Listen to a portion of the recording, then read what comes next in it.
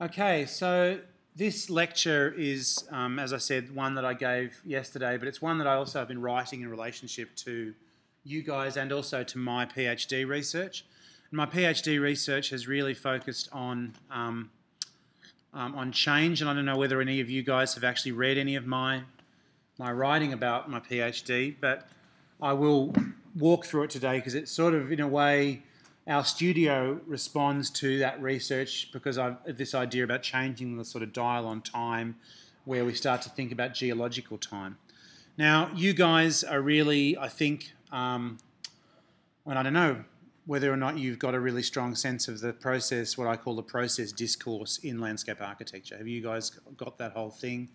You know, interest in flow, process, change, all of that stuff. Have you had that stuff hammered down your throat a bit? No? Yes? No? Okay. You know, but in a way, the dominant force in landscape architecture in the last 10, 15 years has been landscape urbanism. You've probably heard of this term, landscape urbanism. And so that's been really dominating landscape architecture. Now, I have a lot of interest in common with landscape urbanism, but I also feel that there are some issues with it in terms of the claims it makes versus what it actually does. And so I'm interested in the same issues about change, flexibility, transformation, but I've got issues with how I think it should and can be pursued. And a lot of it tends to be based around a couple of relationships, and those relationships are, I'm sure you're aware of them, you know, dynamic and static would be the main obvious one. Static being unchanging, inflexible, solid, continuous, having a long duration. Dynamic being about flows, change, movement, etc. But historically, there's also been a thing around object and field. Now, you guys would have talked about that in your landscape theory class, right? Yes? No? Okay, so the discourse of object and field is one that arose originally out of a crisis in sculpture, originally, in a way. This woman called Rosalind Krauss wrote this book, this essay called Sculpture in the Expanded Field. And what she made an argument is, which she was talking about 70s conceptual art, people like Robert Smithson. We've heard of Robert Smithson. He made Spiral Jetty. People like Michael Heitzer.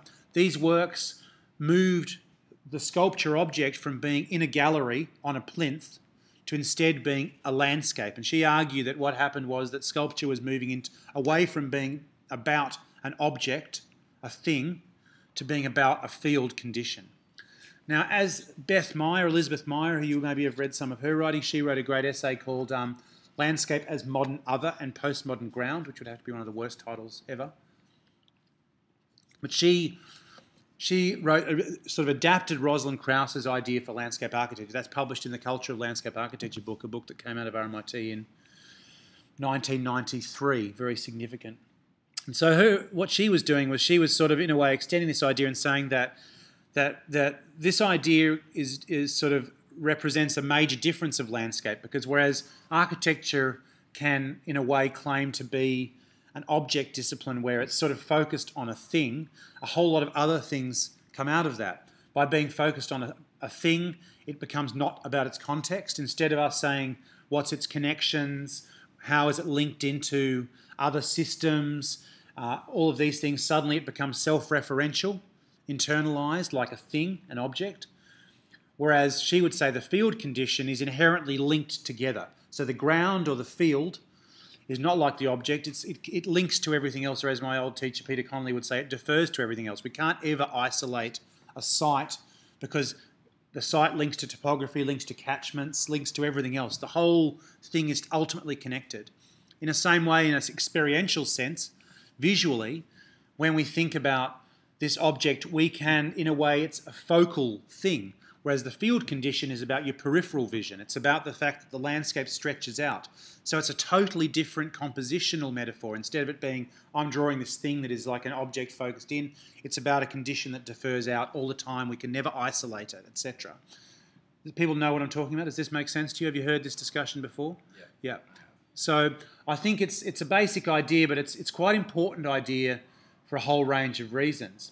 And as landscape urbanism kind of picked this idea up in some way, and it also paired it with this idea that the object was static. It didn't change. It was about this heavy thing that was, architecture stopped being about heavy architectural objects that didn't change, and suddenly architecture became all about trying to be dynamic and changeable. Architecture tried to become like landscape effectively. And so, but in a way, what happened is that, and so with that, the object became a kind of thing to be derided. It became a very negative thing, and the field became very important, and the concept of dynamism joined together, because we're saying the landscape is made out of flows, water, erosion process, etc., etc. Now, what's interesting is that this discourse of landscape urbanism, with the exception of the University of Pennsylvania, has largely been driven by architects. And the reason I brought in this sort of setup of this lecture, I'm arguing that objects can be dynamic, and that fields, the way we're talking about field, is actually static now. So in other words, the claims that were once being made that the field was all process and flux and change, the way it's now being designed is like the static things that we were talking about, objects. And if we read Stan Allen, did anyone read this essay I uploaded by Stan Allen? I provided you guys a link to it. Geology to the biological to the geological. That what Allen argues, which I think he's kind of right on, is in a way he's arguing about architecture becoming more architectural, and in a way its geological quality, its quality as having an endurance, being part of a broader process that's not necessarily so tied to simulation and flux. When we talk about landscape and when we talk about these kind of formations up here, we're actually talking about, in a way, that's an object that is actually made out of a dynamic process.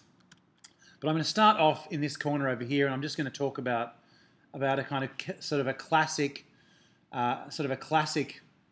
landscape urbanist kind of response, which sort of demonstrates sort of my critique. And so, in a way, these projects here, this one here, this project here, and this project here, all come out of the Architecture Association, the book called Landscape Urbanism, a Manifesto for the Machinic Landscape. I don't know if anyone's seen that book. Rose Monticello, who is your head of or has been head of school here, she went through that program. Her work is in this thing. I'm not having a go at her. I have critiques about this sort of approach.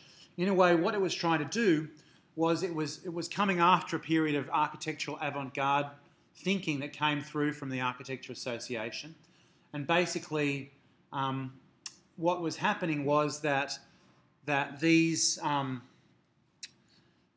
in effect this is what you might call a design generation process. So here we have some form of mapping process where these are kind of different programs, bikes, pedestrians, whatever. Each of them is regarded as having a different sort of speed to it. Those paths are extruded, and in relationship to those speed paths, and we have this topography arise. In another example here, again we have another mapping of adjacent speeds around this context. That mapping of these existing traffic is then turned into this diagram, which ultimately becomes this plan. Now, my argument effectively is that transformation, real change, can't be simulated. And every time we try to simulate it on a computer, what we do is we lose the very thing that we're interested in. What we're doing is we're creating a simulation inside the machine that tries to suggest that we're in control of forces, but all we're actually doing is not in control of forces. No, it's trying to suggest that we're just, well, not containing it, but no, we're trying to suggest that we are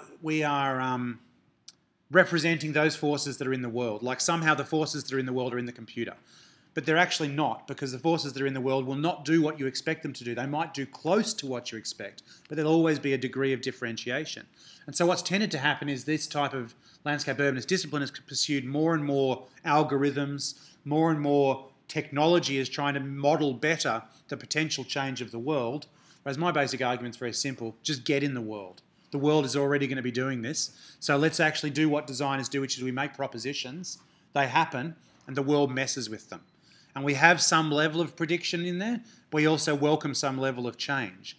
And in a way, what I'm saying is that the same thing that was about the object being static is playing exactly the same inside the machine by trying to somehow control the forces by modelling them. They're not out of control, but they're not entirely controlled.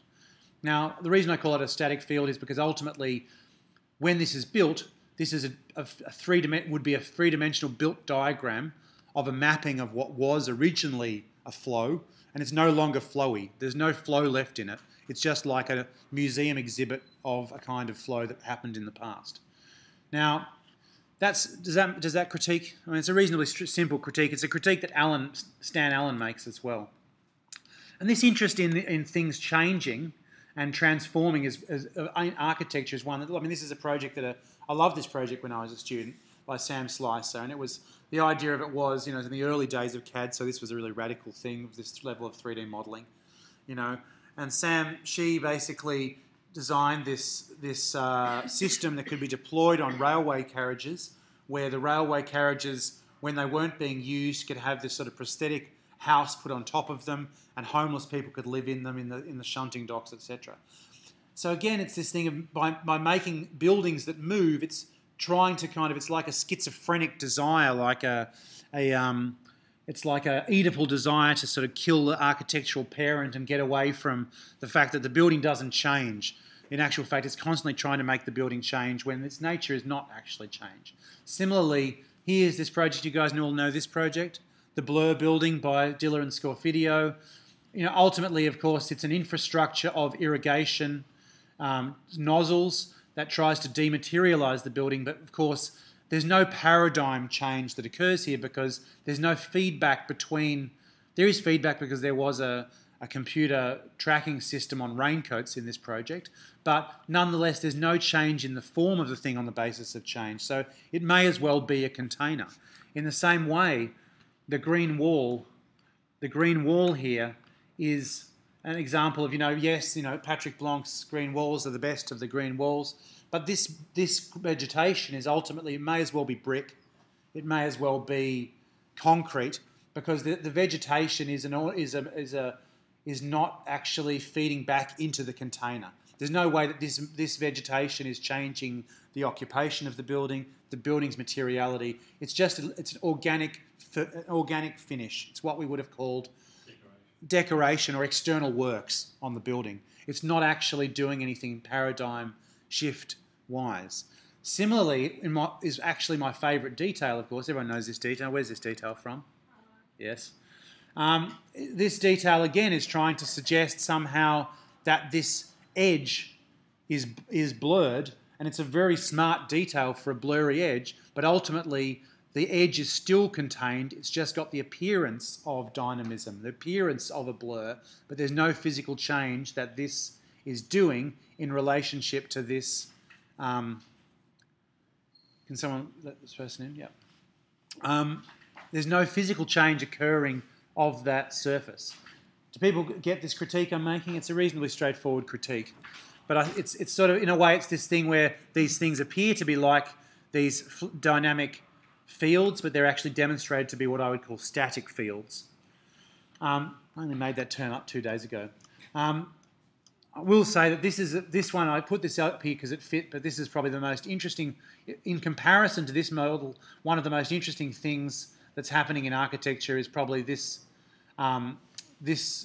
work here by affiliates of a guy called Neil Spiller, and this is called proto-architectures, and they're basically chemical, self-assembling chemical structures that they hope to eventually allow buildings to build themselves through using chemical design and chemical structures. So that's an example of how a material might transform. Now, as you get to this thing, the obvious question comes up, how do I hang a door off that? But nonetheless, that's interesting. It is a different sort of approach. So instead, I'm interested in a sense when I talk about what is the static, when I talk about the other extreme, what is the dynamic object, I'm going to talk to you a bit about things that would seem to be fixed and how those fixed things can actually change over time. And so here is a Roman theatre, off the Nolli plan, the Nolli, well, sort of three-dimensional Nolli building model in Rome. And so here we can see a Roman theatre. It's a place of recreation, admittedly, and the recreation involves, people chopping each other up, killing Christians and stuff like that. But for entertainment. But nonetheless, it's a firm, circular, perfect object sitting in the city landscape. Now, of course, the Romans had it coming to them, and so ultimately, the whole of all the barbarians turned against Rome in the same, which is actually, a whole different discussion. Is very similar to what's happening in the colonial and post-colonial world that we're in now, which is that we went out into the colonies, the English-speaking world, and the European world went out into the colonies, and the colonies are now coming back. And so there's transformation that occurs in societies when that happens. And so in the Dark Ages, these kind of structures were recolonised and became defensive perimeters.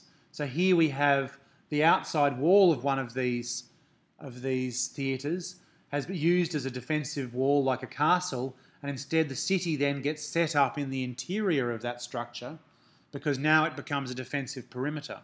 That process gets more and more formalised, and finally in places like London, hundreds of years, 1,000+ years later, all of that theatre is gone, but all that remains is this sort of pattern that's buried in the city fabric of where the theatre had been 2,000, not 2,000, but 1,500, 1,600 years before.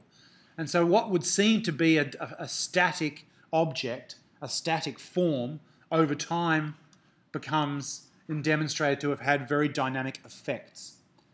And obviously effects is the key term, and again, I'm sure a term that you guys have come through a lot, but it's a key interest of mine, which is that when we deal with form, what we're dealing with is effects. And we need to be quite clear about that, and I'm less interested in representation, more interested in effects. So if you say to me, my design references this issue, I'll always say, well, what's your actual effect on that issue? Because that's what we work with, yes. The question is, though, over what space of time do you want to measure that? That's right. And I mean, this is where we have an interesting process, and we'll come back to, because, this pattern here is the pattern of land ownership, and ultimately when we talk more about this tomorrow and about subdivision and stuff and lots, that pattern is now a pattern of ownership, but that pattern of ownership came from the effects of a single object over 1,600 years. And so, but what I mean by that is that in a way, obviously, we can see that there's no direct correlation between what it started out as and the effect it had in the end. But it did have some intrinsic quality. It had a quality of being this. It was a circle. It had a wall. Its effect that its staticness gave it a dynamic property over the time frame. And so, is now an affluent area? Affluent area. It is. It is. It may still have a perimeter effect. Yeah, I mean it's probably made up of Georgian buildings now. Yeah. Psychologically prevent certain class of people. Yeah, true. That effect may be the same as what it was, but I suppose it's true. But I suppose what I'm interested in, and that is true, that the subdivision system is about money, so it is always has those kind of class and status effects. But to go back to your question, I think that this question of time is important, and in a way, tomorrow when we work on this subdivision exercise, when we start to think about what the effect of changing the space of ownership of a landscape will have on the building, means that when we then think about design, what we're doing is we're not designing, we're visualising in time later the result of an action we took earlier. It is similar to the very critique I've been giving, but the difference is that I'm not proposing that you're going to build this thing, you're just actually speculating upon the effect of this foundation act. Does that kind of answer your question a bit? Yeah, that makes sense. Just a little bit. It makes a little bit of sense. But, the other thing is that, I don't know, I put that in there just because I love it so much. Isn't that amazing? It's just so psychedelic. And again, this is that thing where, this is I don't know why I put that next to the green wall, but I did. And that's a nice piece of architecture by, what's his name, from Vienna. Oh. Anyway, I don't know why I put that in there. Just put it in there. Now, if we're talking about that sort of effect, here we can see another effect. Do we know what that is? Does anyone know what that is? Did I show you that, or do you already know that? Did you go to Burning Man? No. I went to Burning Man. I'm not that classy. So I went to Burning Man, and that Burning Man. Do you guys all know what Burning Man is? Yeah. So Burning Man is a temporary city, 50,000 people, gets built in a week, lasts for a week, gets taken down in a week, and is totally gone. And that's not showing you the landing. Again, it's Salt Lakes in It's not salt lakes; they're actually lime lakes. So it's in the desert in Nevada. And it's it's amazing because that structure is basically it's set up where this is known as the Esplanade. That's centre camp, and then each one of these is like the Esplanade. Then it goes A, B, C, D, E, F, G, etc. And they're all named after a city differently. So E is Edinburgh. So and then then it's set up as a time, and so technically it goes from 2 till 10 p.m. So it becomes 2. 2:30, 3, 3:30, etc. So if you want to give your address, you say 3:30 in Edinburgh, for example, and that becomes where your address is. And this is what's known as the Playa. It's a huge. That's the Man, the Burning Man, which is a huge structure, and that's known as the temple. And these lines here are because people at night have driven out into the Playa and set up a party somewhere out there. It's amazing. You can walk through there in the middle of the night, and you see a light in the distance, and you walk towards it, and you get there, and there's 5,000 people dancing their doze off down there. It's crazy. There's actually they're not showing the landing strip and all the private jets that turn up. It costs about $350. Not much at all. So that's what, just for the week? Or Yeah, that's for the week, but they don't. I flew from Australia and the whole thing with a friend, and we planned a lot. And we had lucky enough to have a camp that was already there. They provide nothing apart from the infrastructure and insurance, and you provide everything. And so, if your camp your camp has to gift something, and so my camp was gifting crepes. It was called Camp Delicioso, and we made buckwheat crepes every day, and we made about 5,000 buckwheat crepes a day, and about 30 of us in shifts, and you could just walk up and you got free. You give them out to people, and then you go to someone else's camp and you could just walk into their camp and maybe they've got a bar and they just give you a gin and tonic, or someone else like a whole lot of Germans who are opposite us. We're just like cooking bratwurst 24/7 basically, and So you can just live for free? well, no, because you bring things yourself. But Yeah, there's no exchange of money. it's the gifting. The whole idea is there's no exchange of money, but you have to bring everything, including your own water. And so the whole thing is it's radical self-determination is what they call it. And it's also, radical self-expression. So, you'll see everything. It's the craziest thing. You'll see in amongst here like a whole lot of, it's big in the circuit of the grey nomads, baby boomer grey nomads. Hundreds of them will turn up in RVs. Hundreds of RVs will turn up with these 70-year-olds or whatever. And they'll then set up this RV camp, basically, and they'll get their gear off. And they're all in this huge camp and they all do life drawing and stuff. It's like crazy, and it's mad. It's mad.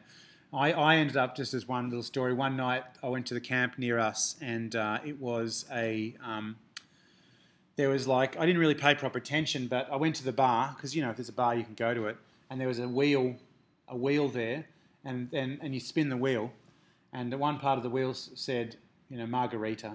Another part said something else. Another one said tattoo, and the fourth one said fight.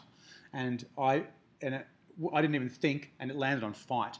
And suddenly I heard this bell like ding ding ding ding ding ding ding ding ding ding, and I didn't even properly notice that there was a boxing ring right there, a full-sized proper boxing ring. And I started hearing this guy come up, that's starting to yell, who am I going to take on now? I was like, oh my God, what's happening? And I got up there, and it was a guy. It's called Spanko. This guy's name was Spanko, and I had to get in this boxing ring. And he sort of leant over to me and said, "Oh, it's like rock and roll wrestling. We're not going to hurt each other." But so it was really theatrical, and you have to go, Spanko, I'm going to kick your ass, And it was hilarious. And he was like, we're throwing each other over our shoulders and throwing each other against the sides and doing the elbow thing and the whole craziness. But what ended up happening is that at one point my foot got stuck on the rope around the outside, and my big toenail got pulled out. And so suddenly, I was like, ding, ding, ding, ding, medical emergency. And sure enough, they had like this hot woman dressed as a nurse with a big veil. It was just hilarious because there was a whole theatre around the kind of nurse coming out and treating you. And anyway, I had my toenail ripped out, so I wrapped it in gaffer tape. And for the rest of the camp, I just had like holding my feet together with gaffer tape. But it was very funny. It was a very funny time. That's a total aside and nothing to do with the lecture. But, okay, so let's get back to the lecture. So one of the things that I'm really interested in, now we're moving into my research here, is that I've been really focused on this question of change in a material sense. And so if you can think about the fact that I've been talking to you about sandstone, I'm quite interested if we think about this type of structure or this type of building here.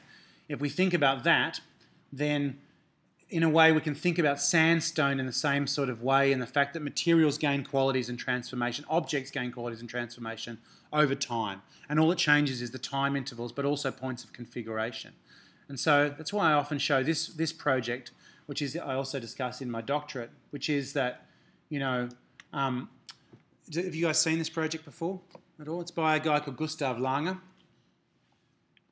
It's in a courtyard in Berlin, or it was in a courtyard in Berlin. It hasn't been in that courtyard for quite a long time because it basically disappeared at one point.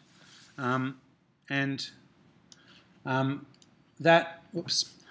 what he did is he cut out a piece of limestone, and that piece of limestone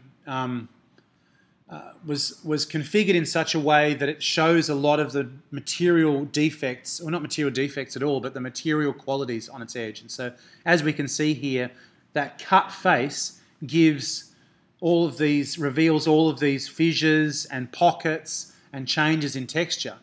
And when you take that out of the ground and you put it into Berlin, and then you, over time, it rains, and then the water freezes. Obviously, the water then gets into these gaps. It expands, the ice expands. It starts to smash apart the rock. The rock starts to turn to finer particles that become like a soil. Things start growing into that. And eventually, in a very short amount of time, like literally 2 or 3 years, that whole rock was gone. Because it's totally, all the processes of freezing, thawing, eroding, growing, etc., have ripped that thing to pieces. And so even though the process discourse, as I call it, which is the combination of kind of landscape urbanism, there's a whole lot of parts of the process discourse, you know, morphogenesis, emergence, you know, aspects of digital architecture. There's lots of different groups that are part of this. They tend to discount form because they say form is the result of a process. And so if we understand the process, the form just arises from that process. And I don't think it's necessary to be so polarized, because the form also creates the process and directs the process. And the very fact that this is cut in this way, much like this circular structure, that form forces certain process outcomes. So you can't polarize it and say, oh, your work is so formal. Like it's become an insult to say that somebody's work is formal. It becomes an insult to say, you know, this thing about how did you generate your design, like the process of generation is the answer. You should be able to say, let's talk about what it does and how it works, and we can even make a decision like I like it or dislike it for these reasons. Who says I have to give you all these rules about how it's generated? What's to say that we can't say that this perfect form results, in a way, this kind of falling apart process is accentuated by the perfection of this cube. If this cube was like these things, which I'll talk about in a second, these kind of mounds, in a way that's continuing a naturalized aesthetic, but by being more like, more like these, it actually shows us the transformation. So now it's a slight deviation here. When we talk about these kind of forms, these kind of effects of things, if this effect is over 1,600 years, what's interesting is when you go to the Amazon, which I also had the opportunity to go to, you start to see some very different dynamics that have similar effects to this that are entirely non-material. So here we have, for example, This is a mapping that a guy called Philippe Descola in this amazing book called In the Community of Nature. He's an anthropologist, and he went and hung out with the Ashwa Indians in the Ecuadorian Amazon. And those Indians were really interesting because of the fact that, they weren't, I suppose it's not that they were particularly interesting, but what was interesting about this process is that the way that they dealt with the landscape is quite interesting. And so what they would tend to do is they would tend to clear. This is a clearing, a kind of typical clearing that they would do is they would start by clearing forest. And they use sort of slash and burn processes. And in amongst the forest, they select out things. So there's certain plants that they might keep because that plant is useful medicinally or shamanically or for food. And they'll keep certain things. They'll burn other stuff. And they'll use this landscape and this material for a while. They'll put a bit of a garden in there. And so as we can see over time, these type of landscapes, we can see a whole range of different sorts of occupation of landscapes where they're creating little bits of agriculture in amongst the forest. But the forest is still there. They're in a way sort of just using bits and pieces. They're all based around a route. So as they're going over perhaps to fish, they then go past on their way back to their camp. They'd go past these other bits of forest that they're cultivating certain things. When they get back to their house, here's a typical arrangement where they have a house and a yard. They're fastidiously clean, so their yards are brushed. It's like broomed dirt. They call it limpiar, which is basically, who's a Spanish speaker? What's limpiar? Limpiar is like cleaning. So they call this weeding process cleaning in a way, and so they're cleaning the bush in this way. And what Descola discovered was that amongst the mature forest were particular configurations of trees where they might have this tree, that tree, and another tree that were always near each other. And they started to wonder, why is it that those trees are always near each other? And what they discovered was that the whole of the Amazon has been a garden. People have gone to a patch when they found those 3 trees that they always like to have, because this is an arrow poison and this is a such and such. They'd clear their bit of garden. They'd occupy those near those 3 trees, which would become like a hook for their community to live. Then they'd live there for 6 to 8 years. Then they'd abandon it, and they'd go away and they'd say, oh, look, it's handy. There's another 3 of those trees, and they'll occupy what previously, 100 years ago, somebody else planted those 3 trees. And so they started to notice in amongst the forest that across the whole thing, there were particular relationships that weren't based on biology, but were based around human cultivation of the landscape. So it's not so different from this. It's not so different from the idea that they start and they do these sort of founding acts that have, over time, diverse sort of consequences. And here, the forest is revealed actually as a much older, even though it's growing, it's a much older landscape of civilization than these ones, because those forests have been cultivated for tens of thousands of years. And when we see tree arrangements, trees dropping their seeds in a spot in relationship to other trees, is it because of planting? And this is a kind of gardening, a colonial gardening act, perhaps. Similarly, in the same way, here we have in Copenhagen. Anyone been to Christiania at all? Christiania is the Nimbin of Copenhagen, and it's the old defensive wall around Copenhagen, and that wall in the 70s, it was a military sort of base. In the 70s, the hippies walked in and took it over, and they just let it go, and they put their little houses, their cute little houses in there. They declared it an autonomous country of Christiania. They stopped paying taxes. The city cut off services. They then developed their own sewage systems, their own everything in this sort of way as like autonomous territory. But it also became, you have this amazing thing where it regenerated, and now we have this weird oasis of natural systems and people living in natural systems right in the middle of dense Copenhagen, a city which is all about neatness and Scandinavians being all in control. We have this totally out of control landscape. But again, it's tied to specific founding figures. You might call it the figure of the fort alignment. In the Amazon, we also see things like, if this is a circle here, you see nice stuff where they will ornamentalize their gardens as well. So they'll start to say, we like this plant that we get this particular resin for, but we may as well make a little circle out of it in our garden. So at the same time that this is a circle of plants, this is a masonry, you know, the figures and forms in amongst this changing sort of landscape. One of the things that, you know, there's two strands left here. I mean, you know, I show this also again to say here's this particular formal figure that has a process. Have you seen this scheme before? This is another interesting scheme as part of an art project. But you can't take away from this project the fact that these are circular rolls. On the one hand, you could just regard them as a process, but they're also a cultural artefact. These are hay bales, effectively. And so, and it's a format that's generally used, so they're just piled together. How they're rolled, how tightly they're rolled, how water runs through them because they're rolled, how they're stacked, all of that contributes to how they degrade. And so there's a factor in the geometry, there's a factor in the whole, the effects of that geometry, and obviously there's less liquid in the middle, but there's also there's less oxygen in the middle, so it's going to be very hot in temperature terms. That's virtually going to be like a compost in the middle there. That means that that's going to fall apart. They collapse internally as much as anything else, as we can see here. They're collapsing on the inside. The form has certain effects. This project, you know this one? No? Bordeaux Botanic Gardens by Catherine Mosbach. Amazing project, one of my case study projects. Mosbach built these series of mounds, which each one is a representation of a natural landscape in the Aquitaine region. Bordeaux, of course, is one of the main port cities of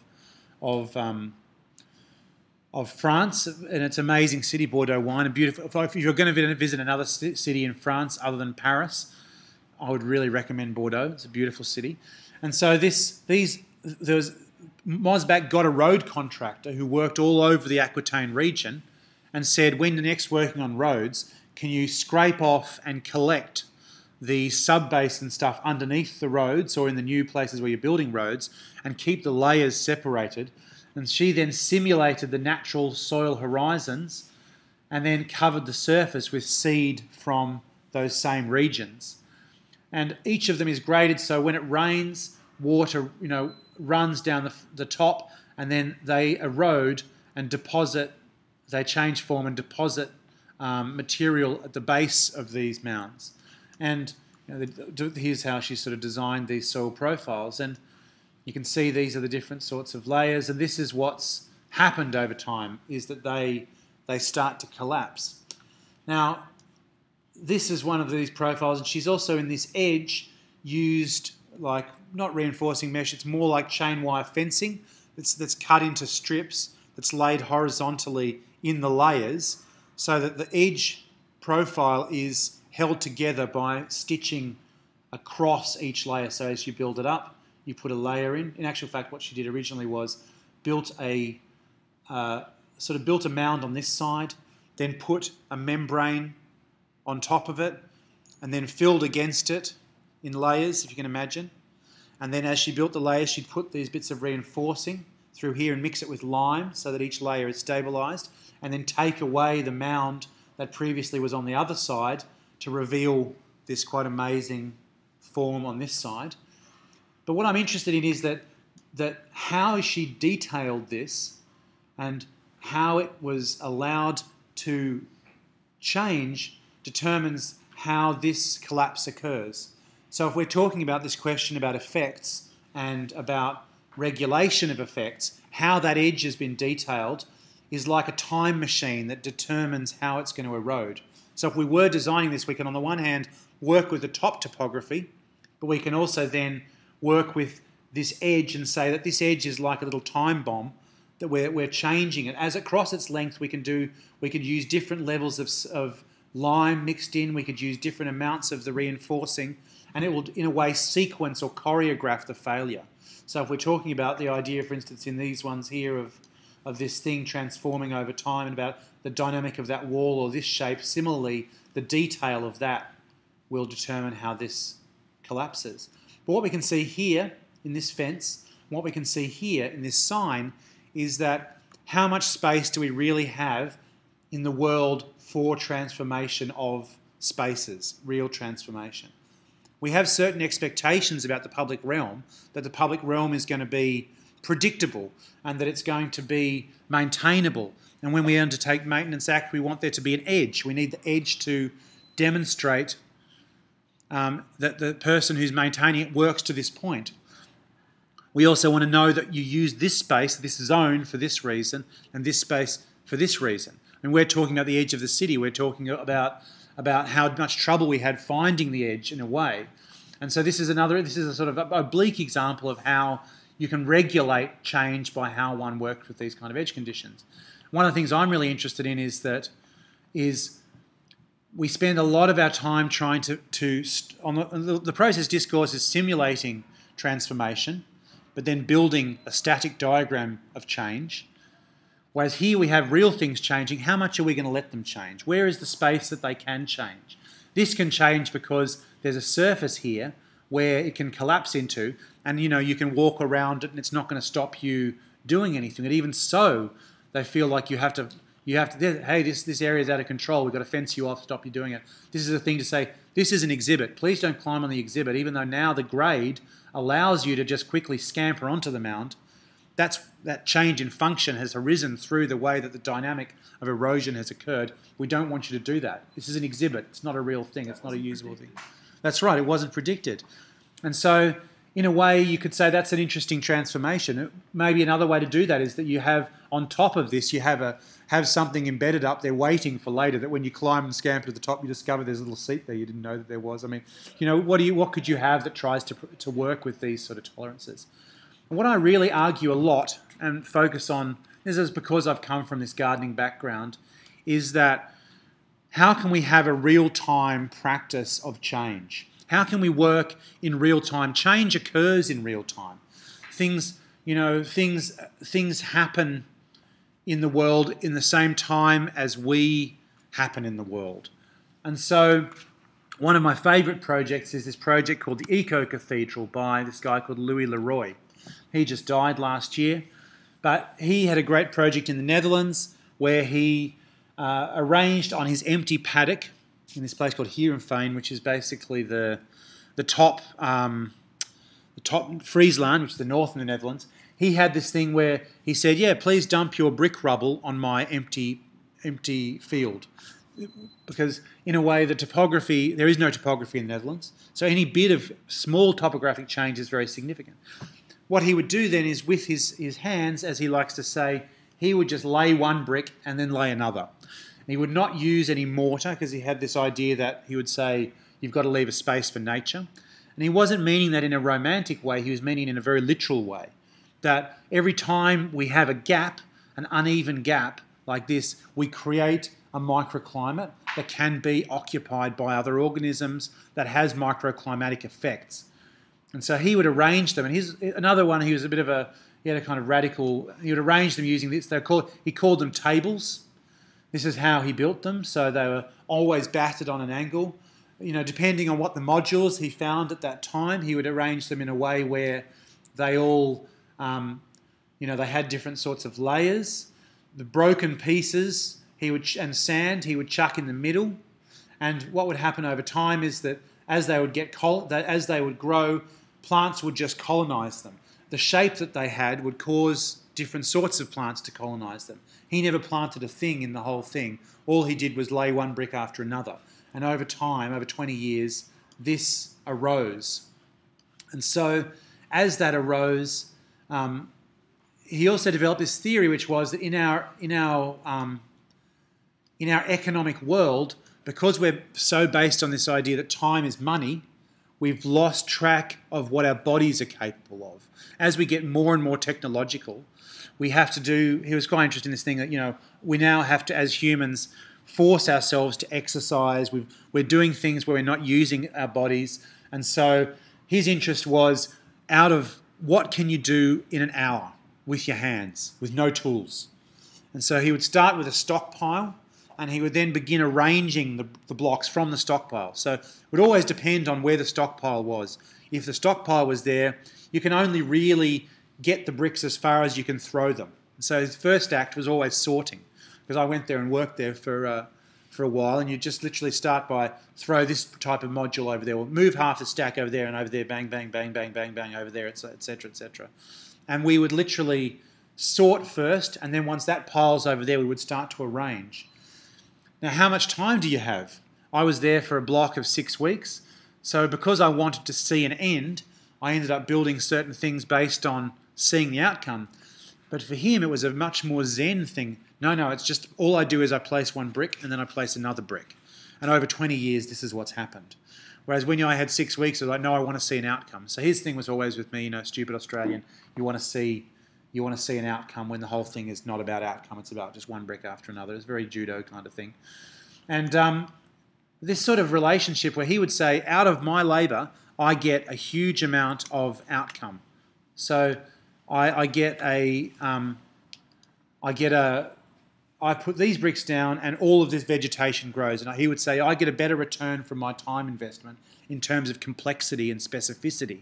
Whereas everything else in society is about stopping any form of transformation. I do one thing and I get a huge return out of it. So this is a kind of collaborative relationship. He would call it a collaborative relationship with nature. At the same time, the reason that those things worked is there's very concrete reasons. I mean, here we have, this is a mapping of the way that microclimate works in what's known as the boundary layer. We're in the boundary layer here. And in microclimatic terms, there is a difference between the space under this mat and that little corner there. It can be as different as a degree under there. There's huge differences in microclimate according to form. And so every time he would leave one of these gaps, there's actually enormous difference in terms of temperature occurring in these sort of zones. Similarly, we know from, and I'm sure you guys have had a look at Richard T. Foreman's Land, is it Land Mosaics? Do you know that book?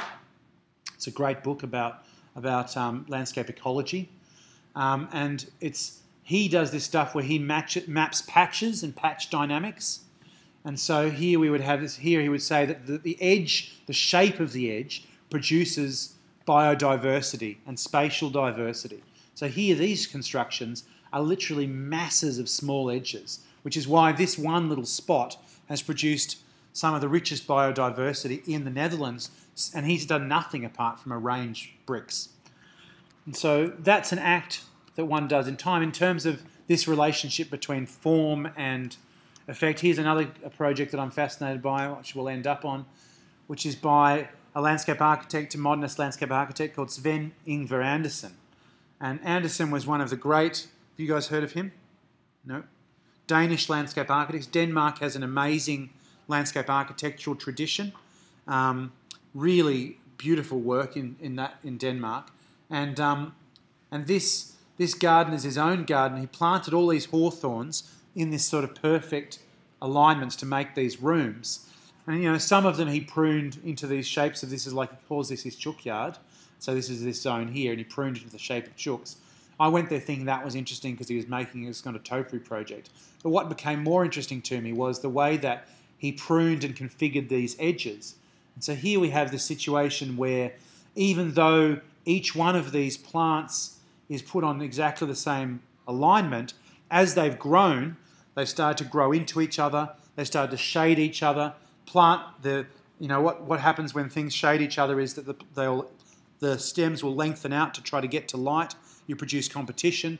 He's come back the next year, the plant's grown out into this long form. So he says, okay, in this diagram here, I'm going to use that long form in this row here. And so even though it's still the same planting arrangement, one hawthorn every 500 mils, it changes radically from this edge here where it's pruned into this wall, from this edge here where it becomes much more, I've got another photo of it, much more opened out. So similarly, I'm interested in the sense that in gardening, one also has this relationship with form that evolves. And so you can't say, which is the main reason I wrote about it originally, you can't say it was all about this initial design. It was about the design, it was about this planting arrangement, but you can get results out of this only because this person had a long-term relationship with this landscape as a gardener.